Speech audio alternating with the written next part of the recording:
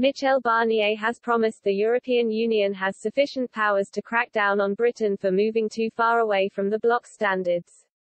The former Brexit negotiator said he doesn't expect to wait long before Downing Street explores using its new regulatory freedom.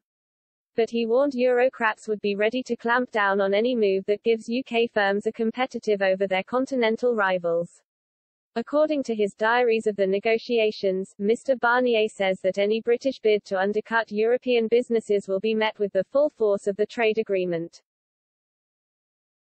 His book, The Grand Illusion, was released today in French and is due to be published later this year in English. In it, Mr. Barnier claimed it won't be long before Number 10 is trying to use its new legislative and regulatory autonomy to give itself, sector by sector, a competitive advantage. He added, will that competition be free and fair? Will regulatory competition lead to social, economic, fiscal dumping against Europe? We have tools to respond. Mr. Barnier has previously warned that Britain could slip below EU standards and fall foul of the so-called level playing field. This could result in Britain being stripped of its zero tariff and zero quota status in the Brexit trade agreement. The EU's former Brexit negotiator suggested the bloc could punish the UK for reversing a Brussels ban on pesticides.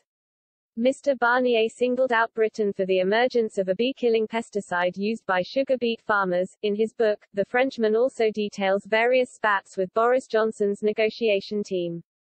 He suggested the Prime Minister had opted for a madman strategy in the talks,